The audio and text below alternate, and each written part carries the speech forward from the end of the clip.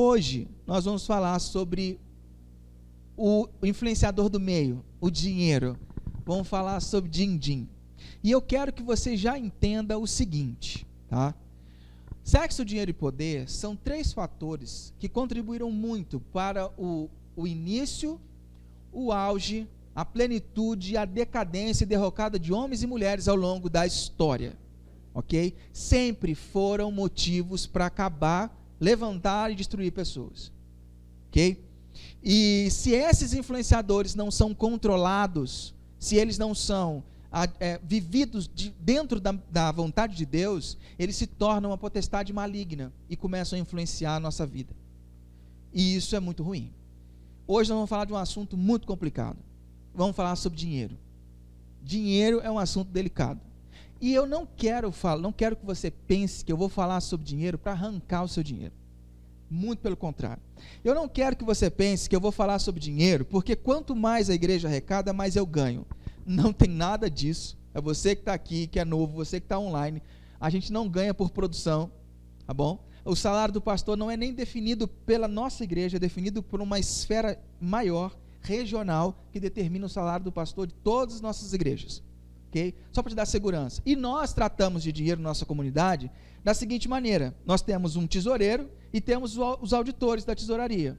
Então todo mês as contas são pagas pelo tesoureiro, passado para a tesouraria audita, né? Eles auditam as contas e aprovam um relatório. E esse relatório é mandado para a comunidade. Então nós temos transparência total em relação ao dinheiro. Então eu não quero falar sobre dinheiro para tirar vantagem de você. Eu quero falar sobre dinheiro porque é um assunto muito importante. O Martinho Lutero, ele dizia, né? Martinho Lutero, um dos monges da Idade Média, o pai da Reforma Protestante, junto com João Calvino, ele dizia assim: 3 conversões são necessárias, a do coração, a da mente e a da bolsa. Isso na Idade Média. Ele já dizia isso. 3 conversões são necessárias para o ser humano: a do coração, da mente e a da bolsa. Por que Martinho Lutero achava isso? Por que ele entendia que isso era muito importante? Simplesmente pelo fato de que, fora o reino de Deus, dinheiro foi o assunto mais falado por Jesus em todo o seu tempo de vida. Sacou? Fora o reino de Deus, o assunto mais falado por Jesus o tempo todo foi dinheiro. E você vê Jesus rico? Você vê Jesus... Não. Mas por que ele entendia que dinheiro era importante e valia a pena dedicar tanto tempo? É isso que eu quero tentar te mostrar nessa manhã. Mas aí eu preciso de você assumir 3 posturas. Primeira, me dê o benefício da sua dúvida. Me dê o benefício da dúvida. Ouve primeiro e depois a gente vê o que dá. Depois você tira a sua conclusão. Segundo, abaixa suas defesas. Eu sei que você já ouviu muita coisa sobre dinheiro, principalmente dinheiro e igreja são assuntos complicados, porque muitas pessoas de má índole fizeram muitas besteiras, mas isso não é motivo para a gente não ensinar sobre um assunto tão falado por Jesus. E se no final você não gostar da mensagem, se irrita com Jesus e não com o pastor, principalmente porque é meu aniversário. Aí não tem a ver você ficar irritado, sair irritado comigo, não de cara feia comigo. Não pode... Não. Hã? Você tem que acabar com o bolo que eu trouxe para vocês lá, hein, gente. Tem bolo pra caramba lá. Mas não fica irritado comigo, tá bom?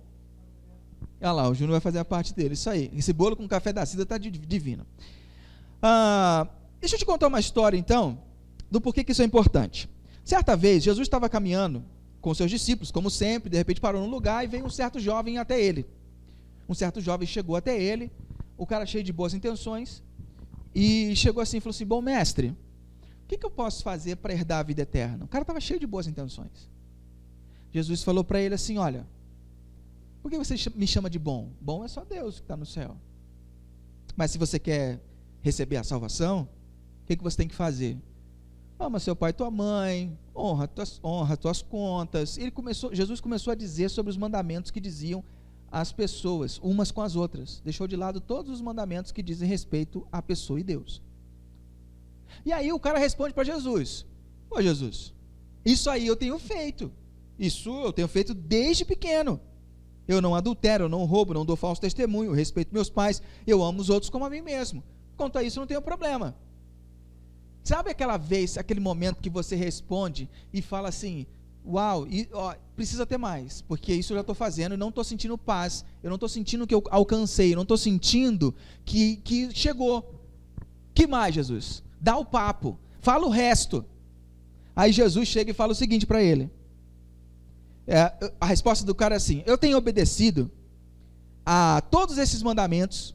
Respondeu o moço: o que mais eu devo fazer? Ou seja, dá o papo, o que mais? Tem mais alguma coisa? Jesus respondeu: se você quer ser perfeito, vá, venda tudo o que tem e dê o dinheiro aos pobres, e assim você terá riquezas no céu. Depois venha e siga-me. Quando o cara ouviu isso, ele foi embora triste, pois era muito rico. Você imagina a cena? Eu imagino o semblante daquele cara, Jesus falando: o que mais, Jesus? Fala, eu estou perto, eu quero. Eu falei: então vai, vende tudo que você tem, dá aos pobres, depois você vem andar comigo. Eu acredito que o semblante do cara deve ter caído assim, de uma maneira, sabe quando bate a tristeza, incorpora na alma? Tristeza bateu. Tristeza bateu de tal maneira que ele não argumenta com Jesus. Ele vira as costas. Imagina aquela cena, filme lá Matrix, ele virando as costas, a túnica dele, a poeira subindo, ele baixa a cabeça, suor desce no seu rosto, e ele vai andando devagarinho, e a poeira subindo à medida que ele dá os passos, e vai triste embora. E sabe o que acontece? Jesus olhando. Jesus está lá olhando, só olhando. Olha que interessante. Aí Jesus vira e fala assim: eu digo ainda que onde eu parei? Eu afirmo a vocês que isso é verdade. É muito difícil um rico entrar no reino dos céus. E digo ainda que é mais difícil um rico entrar no reino de Deus do que um camelo passar no fundo de uma agulha. Nisso o cara indo embora. E Jesus soltando o verbo. Cara, é muito complicado. Quando você olha esse texto pela primeira vez, você fala assim: os ricos, danou, graças a Deus que sou pobre. Você começa a falar: cara, o bicho pegou, é melhor diminuir minhas poupanças, meus rendimentos, porque não dá. Parece que Jesus está falando sobre riqueza. Mas não é só isso, não. É isso que eu queria que você entendesse nessa manhã. Por que essa fala de Jesus ela é tão importante? Porque o jovem está indo lá de pura intenção. Nenhum momento diz que esse dinheiro veio do tráfico de drogas de Jerusalém. Nenhum momento diz que esse cara defraudou o Senado Federal de Jerusalém e ganhou uma propina. Nenhum momento. Nada sobre o dinheiro desse cara é dito que é ilícito. O dinheiro dele é justo. O dinheiro desse cara é honesto. Ele é rico porque ele é rico. E pronto. Percebe? Não tem nada de errado com a riqueza dele. O problema que Jesus está colocando aqui é o amor dele ao dinheiro, o amor dele à riqueza. Porque para Jesus, dinheiro não é um objeto. Para Jesus, dinheiro é uma divindade. Para Jesus, dinheiro é uma divindade que exerce poder sobre nós e requer para si autoridade divina. Você quer ver isso? Isso é muito sério. Por isso você vê a atitude de Jesus tão séria. Jesus não corre atrás dele e fala: não, vem aqui, só dá o dízimo, dá tudo certo. Jesus não fala isso. Jesus deixa ele ir. E Jesus coloca: se você não renunciar o amor ao dinheiro, você não tem como me seguir, você não tem como andar comigo. Porque dinheiro para Jesus é uma potestade. O que é esse negócio de potestade? Quando Paulo vai explicar sobre potestade, ele fala lá, Colossenses capítulo 1, versículo 16: pois nele, em Jesus, foram criadas todas as coisas, nos céus e sobre a terra, as visíveis, as invisíveis, sejam tronos, sejam soberanias, quer principados, quer potestades. Tudo foi criado por ele e por meio dele. Tudo foi criado por meio dele e para ele. Percebe? Então Paulo está dizendo que existem potestades, foram criadas por Deus, mas que os tronos, soberanias, principados e potestades, que hoje originalmente eram boas, em algum momento, quando houve a queda, o que é a queda? A separação dos nossos primeiros pais, Adão e Eva, a separação deles de Deus, quando eles disseram para Deus, pare, até quando você quer mandar? Foi isso que eles falaram. Eles falaram assim, eu não quero mais que você diga para mim o que eu devo fazer. Eu quero ter a prerrogativa na minha vida de dizer o que é certo e o que é errado. Deus disse assim, se você fizer isso, se você for para longe de mim, você vai morrer. É como se ele dissesse para um peixe, não sai da água. Se você sair da água, você vai morrer. Se você sair da água, você vai morrer. O ser humano rompeu com Deus. Quando ele rompe com Deus, a morte entra no mundo. Não só uma morte física, mas uma morte eterna e uma morte espiritual. A morte começa a dominar. Para onde a gente vê as primeiras manifestações de morte? A Bíblia fala que quando o ser humano rompeu com Deus, o que aconteceu? Começou a criar ervas daninhas e as plantas começaram a ter espinhos. O espinho é o que na planta? É defesa. Então, até então, a natureza era harmoniosa, não precisava de defesa. A partir daquele momento, tudo entrou em desarmonia, a planta começou a precisar se defender. Ervas daninhas são o quê? São parasitas que vivem para sugar a vida de outros. Então começaram a surgir ervas daninhas, ou seja, a criação se desequilibrou. Quando essa criação desequilibra, as coisas visíveis desequilibraram. Tanto que o casamento também desequilibra. As coisas invisíveis também se desequilibram. Os tronos, os principados e as potestades, criadas por Deus como boas, agora, desconectadas de Deus, elas atentam o ser humano, elas tentam perverter o ser humano em si. Então, elas estão em estado de revolta, todas as potestades, contra o Criador, por culpa do nosso rompimento. Por isso que eles podem trazer resultados confusos, podem trazer bênção e maldição. Por exemplo, ao mesmo tempo que o dinheiro pode trazer uma bênção, ele pode trazer uma maldição para a sua vida. Concorda comigo ou não? Ao mesmo tempo que o sexo pode ser uma bênção na sua vida, ele pode trazer maldição para a sua vida. Porque as potestades, elas dão resultados confusos. Por quê? Porque elas estão em desarmonia com o Criador. Então, qual é o nosso papel? Nós precisamos domar as potestades, colocá-las no devido lugar pela qual elas foram criadas, para que elas nos sirvam, porque elas foram criadas para nos servir. Mas pastor, a lógica é boa, mas no Éden não tinha moeda. É porque dinheiro não é moeda. Dinheiro não é moeda. E eu vou te provar isso. Ok? Mateus capítulo 6, versículo 24. Diz assim, Jesus dizendo, né? Um escravo não pode servir a 2 donos ao mesmo tempo, pois vai rejeitar um e preferir o outro.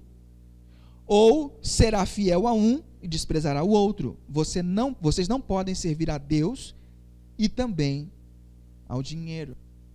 Vocês não podem servir a Deus e ao dinheiro. Quando ele está falando sobre dinheiro, a expressão no original é mamon.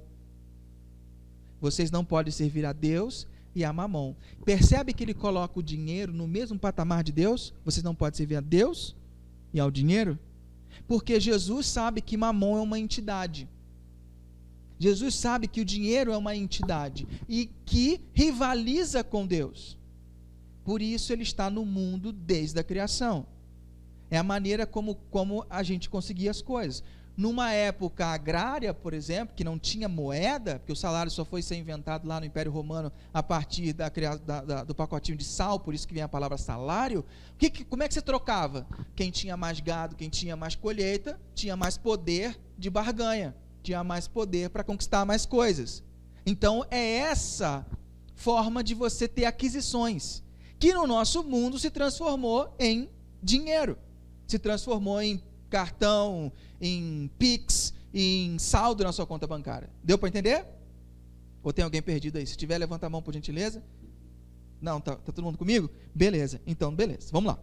Então, para Jesus, dinheiro é mamon, e mamon tem uma natureza pessoal e espiritual. O Richard Foster trabalha isso da seguinte maneira, ele fala assim, segundo Jesus e todos os autores do Novo Testamento, por trás do dinheiro existem forças espirituais bem reais que oferecem a ele vida própria. Assim, o dinheiro é um agente ativo, é uma lei por si mesmo, é capaz de inspirar devoção.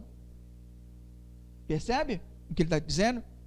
Então você precisa mudar a chave. Quando você olha para o que você tem na carteira, na sua conta bancária, ou o limite do seu cartão de crédito, você tem que entender que o que está sob o seu controle, entre aspas, é uma potestade, é uma entidade que tem poder para te influenciar, para destruir seu casamento, para destruir a sua vida, para te tornar uma pessoa extremamente vulnerável.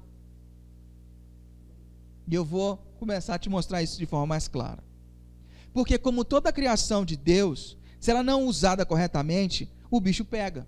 E aí nós fazemos distorções muito comuns sobre dinheiro. Qual é a distorção mais comum que a gente faz em relação ao dinheiro? Primeiro, dinheiro é um sinal da bênção de Deus e pobreza é um sinal da insatisfação de Deus. Isso é a maior lorota que já foi contada na história da igreja. E é por isso que os discípulos de Jesus ficam tão indignados quando Jesus fala isso. Fala assim, para um rico é difícil entrar no reino dos céus, porque na cabeça deles, quanto mais dinheiro a pessoa tinha, mais abençoada a pessoa era. Deus aprovava. Só que esse jovem que é rico, vai embora sem a aprovação de Jesus. Ter dinheiro não é sinônimo da aprovação de Jesus. Não é sinônimo da aprovação de Deus. Está claro? Quando você olha para alguém bem sucedido, não significa que Deus está com ele. E quando você vê a sua vida, que o mês tem mais dias do que o seu salário pode aguentar, isso não significa que Deus não aprova a sua vida. Deu para entender? É isso que eu gostaria que você pensasse, para a gente continuar caminhando. A segunda coisa, dinheiro é algo neutro e despersonalizado. Isso é mentira. Dinheiro não é algo neutro, dinheiro não é só um meio de troca. Segundo os ensinamentos de Jesus e dos autores do Novo Testamento, dinheiro é uma potestade, é algo que tem poder para te influenciar. E essa potestade, como qualquer criação depois da queda, tem um lado sombrio e o lado luminoso. E eu quero falar um pouquinho sobre esse lado sombrio do dinheiro. Quais são os males? O que o dinheiro pode me afetar? Como é que isso pode acontecer na minha vida? Primeira coisa que você precisa entender é que o dinheiro é um Deus rival, ok? Ele tem poderes espirituais e características de divindade. Olha só o que o Foster fala. Sem dúvida alguma, o dinheiro tem mais características de divindade.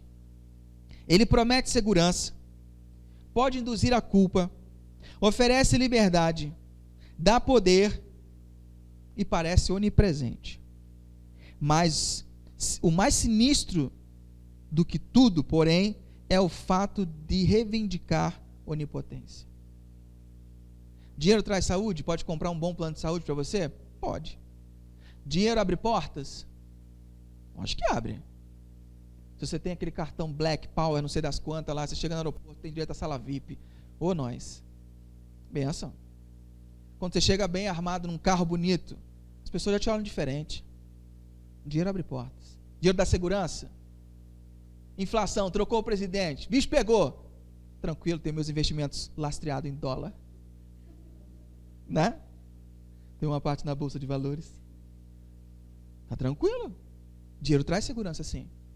Ele tem todas as características de uma divindade. E quem o tem, ou seja, quem o dinheiro tem, acha que pode tudo. Você já viu rico petulante, não já viu? Pessoas petulantes que acham que pode fazer tudo.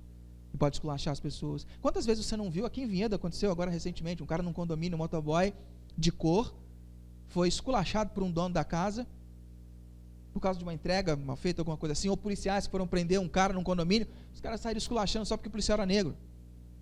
E o cara falando, quanto você ganha? Quanto você ganha? Isso é uma pessoa que não é que tem dinheiro, é que o dinheiro o tem. E a pessoa já se perdeu, já foi. Percebe? Mas isso não acontece só com o rico. O dinheiro influencia também o pobre. Então, se você é como eu, pobre, aguenta que sua hora vai chegar. Fica tranquilo. Tá? Aguenta aí que nós vamos falar de você também. O lance do dinheiro é aguçar o seu medo. Porque quando você não tem, o bicho pega, você treme, você que é pai, que é mãe. Você não tem um plano de saúde, o filho passou mal. Você fala, meu Deus do céu, o que eu vou fazer agora? Clínica popular, o que eu vou fazer? É hospital, Santa Casa, onde eu vou? Você treme na base, porque se você não tem um bom plano de saúde, você fica comentando o que você faz, você começa a lidar com dinheiro como se ele trouxesse segurança. Você precisa tê-lo para que você não sinta medo do imprevisto. Então ele ataca o seu medo. Ele ataca o seu medo de ficar sem ele. Vamos ser honestos, quem tem medo de ficar sem dinheiro, levanta a mão. Paga inteiro. Não, Regiane, paga inteiro, Regiane. Assim mesmo. Claro que a gente tem medo de ficar sem dinheiro. Como é que você vai comer? Pagar a conta, gente. Como é que eu vou ficar sem internet? Imagina os adolescentes sem internet, que loucura. Não dá. A gente tem medo. E ele aguça esse medo. E talvez a gente tenha medo de ficar sem dinheiro. Talvez algum de vocês tenha esse hábito de ainda de fazer compra do mês. Vai no mercado. Não é todo mundo. As pessoas vão no mercado hoje, uma vez no primeiro mês, sai e enche o carrinho. Sabe por que a gente faz isso? Nós brasileiros fazemos isso, não sei de outro país, mas sabe por que nós fazemos isso? Por causa de uma coisa que você nem imagina, por causa de um negócio chamado memória inflacionária. Porque na época dos nossos pais, os preços eram remarcados da noite para o dia, onde a nossa inflação chegou a 4.000%. Então nossos pais, nossos avós tinham que comprar tudo num dia só, porque no dia seguinte as coisas estariam muito mais caras. Então nós crescemos achando que o certo é fazer compra todo mês. E aí a gente acostumou a fazer compra no mês. E aí sabe o que a gente faz hoje, que não tem uma inflação gigantesca? A gente estoca nosso recurso, toda a nossa despensa. Porque a gente não tem educação financeira. Porque se você pegasse esse dinheiro, investisse, e fosse tirando um pouquinho, ele ia contar 15 dias, por exemplo, numa conta de um banco digital que rende 300% de CDI, por exemplo. Vamos supor, você estaria ganhando, ao invés de estar perdendo com o seu arroz estocado na sua despensa. Mas por que a gente faz isso? Porque a gente tem medo. Porque a gente aprendeu que se você precisa comprar, e ter tudo em casa. Então a gente vai nos mercados grandões, a gente vai, virou moda em atacadão, esses mercados grandes, a gente compra tudo que a gente pode, põe tudo dentro de casa. Por quê? Porque no fundo a gente tem medo.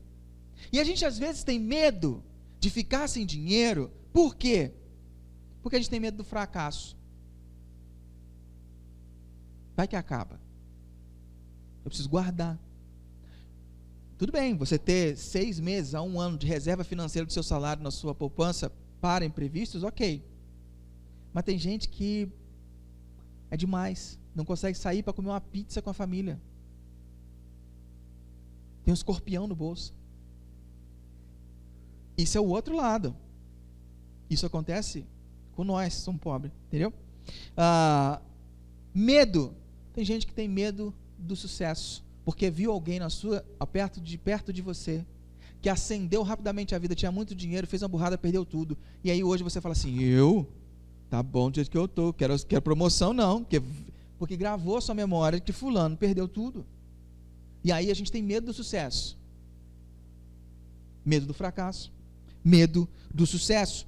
A gente também ouviu nossos pais às vezes fazer besteiras com dinheiro, ter passado dificuldade, ou você ter na sua infância, ter passado privações, e aí você fala, eu nunca mais vou passar isso na minha vida, e meus filhos também não. E aí você bota isso como mote de vida, eu não vou ser como meu pai, eu não vou ser como minha mãe, eram gastadores, deixou a gente passar um monte de dificuldade, e aí você vira, sabe o que? Sovina, pão duro, miserável, o dinheiro te dominou também. Mas não tem pra onde fugir? Não. Nem o gastador, nem o sovina tem vez com Jesus. Nenhuma dessas duas posturas são saudáveis para Jesus. E às vezes o pior, você viu pessoas na comunidade cristã fazendo mau uso do dinheiro. Você já viu ou já participou, foi alvo do que pessoas podem fazer em nome de Jesus e arrancar dinheiro até da passagem de volta das pessoas. E aí quando você ouve um pastor falar de dinheiro, fala assim, sei, beleza, estou ligado, estou sabendo, porque você já viu os escândalos, e isso faz com que você tenha uma visão sobre dinheiro própria, não bíblica, e isso não é tão saudável. Nós só conseguimos vencer o lado sombrio do dinheiro pela fidelidade, pela confiança. Primeiro, eu tenho que trabalhar a minha confiança. Qual que é o conceito da minha confiança? No conceito bíblico, eu não estou dizendo que você vai sair daqui hoje pensando como eu vou te falar. Isso é um processo, ok? Mas você precisa entender como que as coisas funcionam. Primeiro você precisa compreender que tudo que você tem não é seu. Tudo que você tem é de Deus. Tudo que você tem é dele. Não é seu. Ele te deu para que você pudesse administrar. Você é um administrador dos recursos que Deus dispõe. Mas pastor, sou eu que trabalho. Se você trabalha com plantação, você sabe que você depende de condições de clima. Se você trabalha com varejo, você sabe que você precisa de... Alguém tem que entrar na tua loja para comprar. Se você trabalha como autônomo, você sabe que o caso precisa vir, ou o cliente precisa chegar.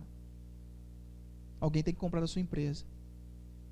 E você acha que essas engrenagens rodam assim, a esmo. Simples assim, porque sua empresa é boa de marketing. Tá, se você é tão bobo desse ponto, tudo bem, eu respeito você. Quando Jesus morreu e ressuscitou, ele falou assim: Deus me deu toda a autoridade sobre todas as coisas. Paulo, quando vai escrever, fala assim: porque dele, por ele e para ele são todas as coisas. Jesus, quando ressuscitou, conquistou todas as coisas. Ele é Senhor de tudo, de direito. Ele só não é Senhor de fato. Ele é Senhor da sua vida. Ele é Senhor das suas coisas. Agora, para ele ser Senhor, ele é Senhor de direito, ele é dono. Agora, para ele ser Senhor de fato, você precisa se render e falar assim: é de fato, está nas tuas mãos. Enquanto eu não faço isso, eu estou brigando com o Criador. Eu estou brigando com Ele. Eu estou me revoltando contra Ele. Eu estou fazendo o que Adão e Eva fizeram. Eu estou falando assim: você pare, até quando você... Eu estou dizendo para Ele: não influencia, deixe eu tomar minhas decisões. E Ele fala: tudo bem. Eu estou enxergando 5 passos à tua frente, mas se você quer, beleza. Só que depois não reclama, não vem correndo para mim pedir socorro quando der merda. Não vem falar, tá bom? Porque eu estou te dizendo que não é assim. Então, quando eu entendo que tudo que eu tenho é dele, de fato, eu preciso dar a ele de direito tudo o que eu tenho. Eu sou um administrador, e ele é um Deus zeloso e amoroso. E esse Deus zeloso e amoroso cuida para que todos os bens que ele me deu para eu administrar possa suprir as minhas necessidades. Ele é um Deus tão zeloso, tão amoroso, que ele nos dá capacidade. Tem uma parábola, não sei se você já ouviu falar, a parábola dos talentos, onde um senhor vai embora, que é uma analogia do que Jesus fez com a gente. Ele vai dar um talento. Talento não é um dom nessa parábola. Talento é o montante de 1 ano de salário de uma pessoa, de um trabalhador. Ele dá 1 talento para um, 3 para outro e 5 para outro. E fala: multipliquem, é meu.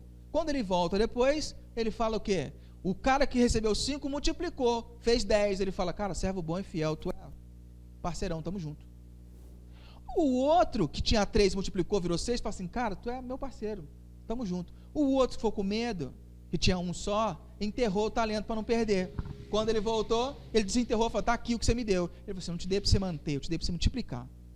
Deus nos dá recursos para nós multiplicarmos, para nós desenvolvermos, porque Ele nos deu capacidade. Então, o dinheiro tem uma função específica no reino de Deus. E é isso que eu quero tentar mostrar para você mais para frente. Então, a primeira coisa que eu preciso entender é a confiança. Eu preciso confiar em Deus. Confiar que Ele é um Deus zeloso e amoroso. A segunda coisa é a fidelidade. A fidelidade é ter comunhão para partilhar os sentimentos em relação ao dinheiro. Por isso que eu indico sempre você estar num grupo pequeno, porque num grupo pequeno você vai discutir essa semana. Se você está num grupo pequeno online, você vai poder discutir os seus pontos fracos, os seus pontos fortes, como é que você lida com dinheiro. As pessoas vão orar com você, vai trazer luz a esse negócio. A segunda coisa que é importante sobre dinheiro: dar. Você não vence Mamon sem você doar. Quando você doa, você está dizendo quem é que manda. O princípio do dízimo, deixa eu te explicar rapidinho. O princípio do dízimo era de uma sociedade agrícola. Então eles tinham que plantar, esperar as chuvas e o tempo, e depois colher. Na hora da colheita, Deus instruía: pega os primeiros frutos da colheita e me traz como dízimo. Por que Deus pediu os primeiros e não os melhores? Já parou para pensar? Deus podia falar assim, me dá os melhores. Não, Deus fala os primeiros. Por quê? Porque na época da plantação você não sabe o que vem depois. Eles podiam ter uma boa colheita no começo e o resto tudo zicar. Então eles precisavam fazer o quê? Manifestar sua confiança de que toda a plantação seria abençoada por Deus. Então eles manifestavam primeiro a confiança. Depois eles viam o fruto. Deu para entender? Então, Deus instituiu o dízimo como um despertador. Ele é um ambiente, um item externo para cultivar um comportamento interno. Despertador. Você já saiu de férias, desligou o despertador e acordou no mesmo horário, dia que você podia dormir, e você acorda no mesmo horário? Ô desgraça, você podia dormir. Por quê? Porque o despertador, de tanto tocar, ele criou um hábito interno. Você não precisa mais do despertador. O dízimo, ele faz isso. A contribuição na igreja foi instituída para isso. E como consequência, ela tem uma capilaridade de ajudar os necessitados, etc. e tal. Mas ela foi criada para isso, para que você, mensalmente, pudesse manifestar, na primeiro movimento seu, a sua confiança em Deus. Entende por que a igreja recolhe o dízimo? Entende por que o dízimo é bíblico? Não é porque Deus precisa do seu dinheiro. É que você precisa dar. Senão, você não consegue. Você vai ser igual aquele jovem rico. Você não consegue aplacar mamon da sua vida. E aí você se torna um sovina, você se torna medroso, porque você confia que o seu dinheiro é a provisão. Por isso que os pais da igreja, ao longo dos anos, ensinam que o dízimo deve ser a primeira coisa. Primeira parte do seu salário, primeiro do recebimento é o dízimo. Por quê? Porque ali você está fazendo uma disciplina espiritual, você está modelando a tua alma, dizendo, confia em Deus. O Richard Foster, no livro dele, ele fala assim, aqui não dá para a gente fazer isso hoje, mas ele fala, um dos exercícios para você ver como você é abençoado, pega um dia todo o seu salário em notas e espalha na sua cama e contempla aquilo, para você perceber o quanto você é abençoado. Nós não temos noção do quanto Deus tem sido fiel e tem nos abençoado. Nós estamos sendo nutridos na nossa visão sobre o dinheiro, sobre como a cultura vê. E isso faz mal para nós. Nós não conseguimos exercitar a nossa confiança e a nossa fidelidade. O desafio de dar desperta o pão duro que há em nós, desperta o sovina que há em nós. E isso é muito, muito interessante, porque é ali que nós olhamos para o espelho, é ali que nós olhamos para quem nós somos. E eu sempre incentivo as pessoas, você conquistou alguma coisa? Primeira coisa, faz um culto de ação de graça na sua casa, com meia dúzia de salgadinhos e guardativos e refrigerante barato. Não precisa gastar muito, mas manifesta a sua gratidão. Quem já conquistou alguma coisa aqui, enquanto está caminhando comigo, sabe que eu sempre falo isso. Faça ação de graça, não esqueça quem te ajudou a conquistar. Nunca esqueça isso. Por quê? Porque nós esquecemos. Aí nós conquistamos uma coisa e já estamos pensando na próxima. A gente não celebra, a gente passa batido. Por quê? Porque a nossa vida está numa roda gigante, roda moinho, roda peão, e a gente vai nessa. Se você quer saber mais sobre consumismo, eu falei sobre isso na série Presepadas de Natal, em dezembro agora. Eu gastei muito tempo falando sobre o consumismo, os efeitos do consumismo na nossa vida. Hoje eu não vou falar sobre isso, eu estou falando só sobre o papel do dinheiro biblicamente, ok? E aí, eu quero te mostrar um vídeo que vai exemplificar tudo. Eu podia só ter passado o vídeo sem entender tudo que eu estou falando, mas eu quis falar, é mais legal. Mas presta atenção nesse vídeo, olha só que interessante.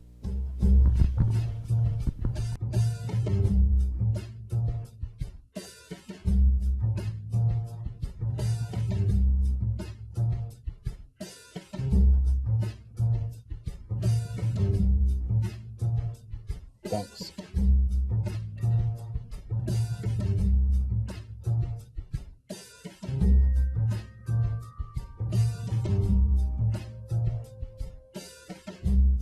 Dankeschön. ありがとう。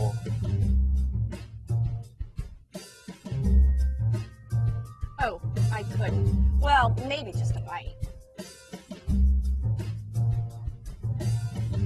Oh yeah! All right!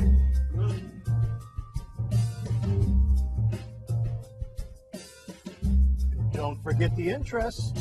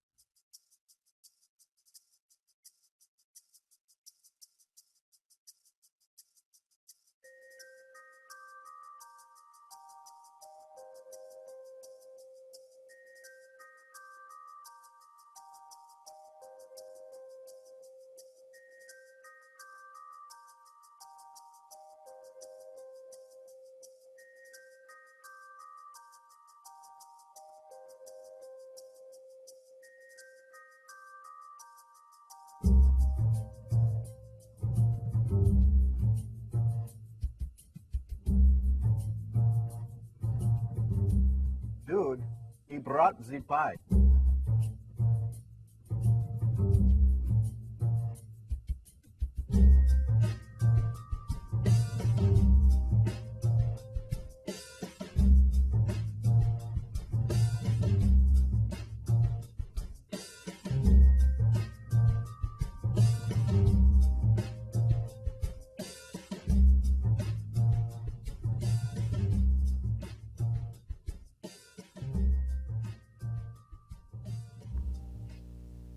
Dá para ficar mais claro que isso, não?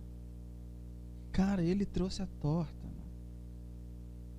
É ele que traz a torta. E nós... Parecia o Rossini, não parecia? Deus ali. Assim. Tem dois efeitos muito graves que todos nós estamos sujeitos a passar. Ambição e avareza.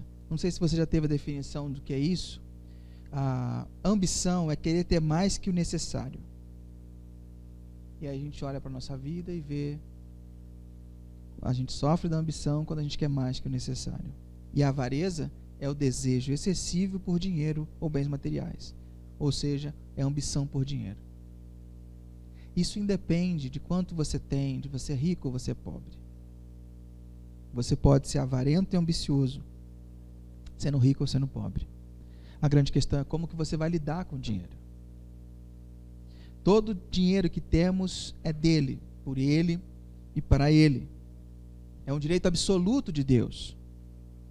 Os nossos direitos são direitos relativos. Ele é o dono, nós os administradores. Então, quando eu vou dar uma oferta para alguém, não é quanto do meu dinheiro eu vou dar, mas sim quanto do dinheiro de Deus eu vou ficar. É assim que eu deveria ver o meu salário. Quanto do dinheiro de Deus vai ficar na minha família e quanto do dinheiro de Deus vai voltar para ele através de algumas pessoas. Faz um exercício, cara. Pega uma nota daquela que custa, porque para alguns uma nota que custa é 10 conto. Para outros uma que custa é 50. Pega uma nota, põe no teu bolso quando você for dirigir e fala, eu vou abençoar alguém. E o que você vê e Deus fala, dá com gosto. Dê. É a única forma de você não se tornar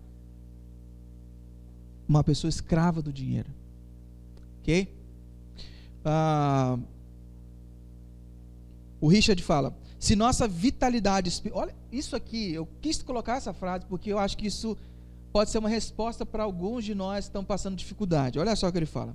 Se a nossa vitalidade espiritual parece em baixa, se o estudo da Bíblia produz somente palavras secas, se a oração parece oca e vazia, talvez o que precisamos seja justamente uma prescrição para contribuir com prodigalidade e alegria. Doar traz autenticidade e vitalidade à nossa experiência devocional. O ato de doar é um ato espiritual.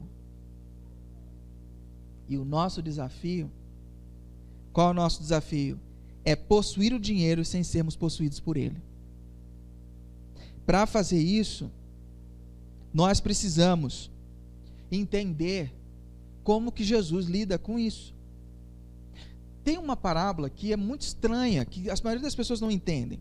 Jesus está contando a história de um administrador de bens do seu senhor, e o seu senhor descobre que ele estava corrompendo, alterando os dados de tudo o que ele fazia. O proprietário descobre e diz que vai mandar o cara embora. Ele descobre que vai ser mandado embora antes. O que ele faz? Ele chama todo mundo que devia para ele, altera a conta para menos. Quanto você me deve? 50 barris, toma aqui, só 25. Quanto você deve? Devo 100, toma aqui só 75. Ele começou a fazer isso com todo mundo.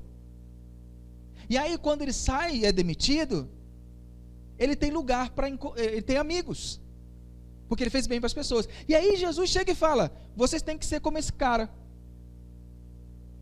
Vocês têm que ser, porque os filhos deste mundo são mais astutos em relação ao dinheiro do que vocês. E a gente começa a achar que Jesus está apoiando fazer maldade e alterar dados. Não é isso. Jesus está dizendo que você deve usar o recurso que você tem aqui para fazer amigos na eternidade. E como é que eu uso os meus recursos para ter amigos na eternidade? Abençoando, fazendo com que pessoas cheguem até Jesus, contribuindo para que pessoas se encontrem a Deus, fazer amigos na eternidade. Esse é o modelo de Jesus.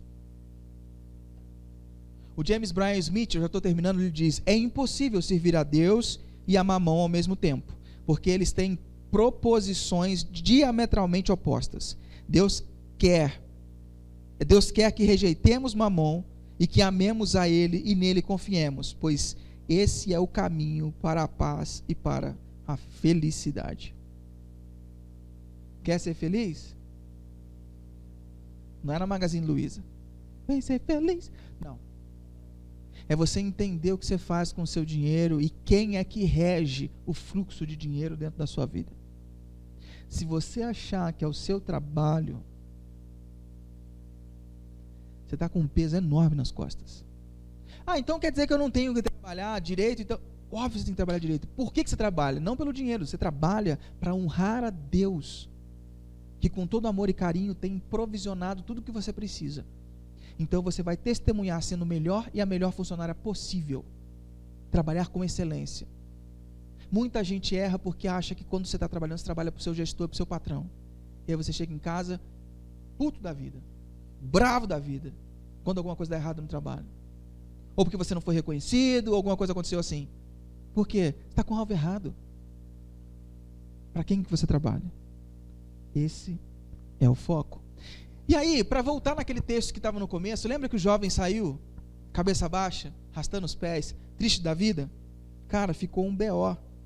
Jesus então disse para eles: eu afirmo a vocês que isso é verdade. É mais difícil um rico entrar no reino dos céus.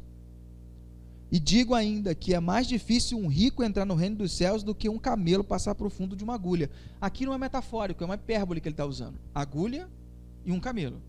Dromedário, agulha. Deu para entender? Não é metáfora. Ele está usando uma hipérbole. É muito complicado, é muito difícil. Só que quando os discípulos ouviram isso, ficaram muito admirados e perguntaram: então quem é que pode se salvar? Talvez você esteja agora sentado perguntando: cara, ó pastor, se tem que ser assim, tô no sal, tô ferrado, não tô nem perto, nem parecido, e nem consigo acreditar que seja verdade. Às vezes a gente está assim nesse momento. Os discípulos estavam assim: quem poderá ser salvo? Jesus olhou para eles e respondeu: para os seres humanos isso não é possível, mas para Deus tudo é possível. Sua vida financeira hoje, para você mudar a sua ótica sobre dinheiro, talvez não seja possível, mas para Deus é possível. Para Deus tudo é possível. Virar a sua condição financeira, os seus apertos hoje, através de uma mudança de postura de vida, pode ser impossível. Para você sim, para Deus tudo é possível. O milagre acontecer, sua vida dá uma volta, para Deus é possível, porque Ele é Deus. Basta você se render e dizer: eu não quero mais ter esse peso nas minhas costas, eu não aguento mais isso, eu quero ter a segurança e a paz de dormir tranquilamente, Senhor, sabendo que você está cuidando de nós, que você está cuidando de mim, porque carregar isso nos meus ombros eu não consigo mais. Eu tenho medo, eu fico assustado, eu fico assustada, eu tenho várias indecisões, eu não quero isso. Mas eu sei que para você é possível, Deus. É possível ter essa nova perspectiva. É possível você se reorganizar e viver com relação ao dinheiro como Deus ensina. É possível você ter uma nova chance, porque Ele diz, lá em Ezequiel, tirarei do meio de vocês um coração de pedra duro e colocarei dentro de vocês um coração de carne. Você pensar como Deus pensa e agir no seu dinheiro como Deus pensa, não está nas suas forças, você não consegue. Você precisa que Ele faça isso por você. Você não vai conseguir sozinho. Eu não consigo, ninguém consegue. Você precisa que Ele haja assim na sua vida. Então eu quero desafiar você. Se você quer e você precisa de um novo pensamento sobre dinheiro, eu quero desafiar você a se colocar de pé nessa hora e nós vamos orar. Eu não quero saber da sua vida financeira, o quanto você tem guardado, o quanto você deve, não me importa. Só me importa se eu puder ajudar.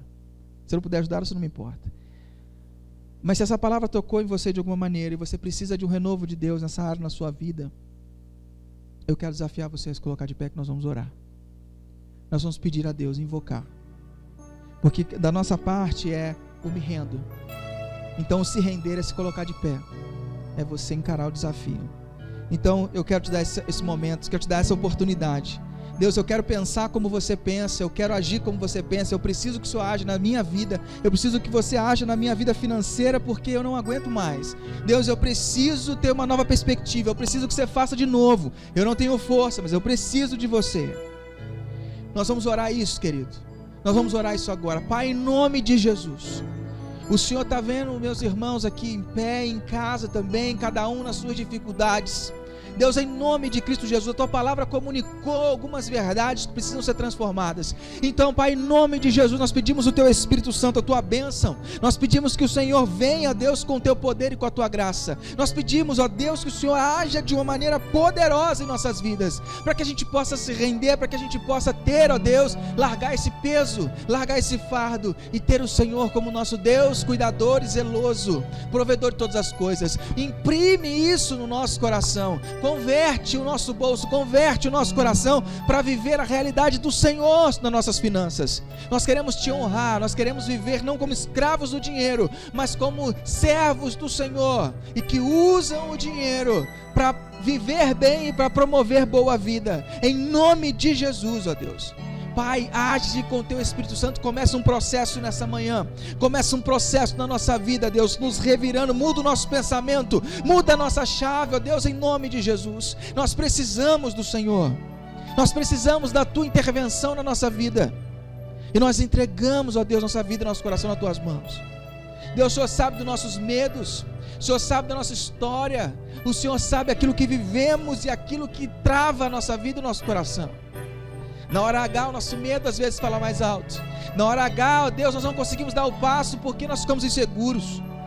Nós precisamos repensar isso. Pai, eu quero abençoar meus irmãos aqui presentes, ó Deus, e eu quero pedir que a Tua bênção esteja sobre eles em nome de Jesus. Recaia sobre eles uma unção agora poderosa e forte, ó Deus, nas necessidades deles. Que a Tua graça os alcance em nome de Jesus. Em nome de Jesus. Amém.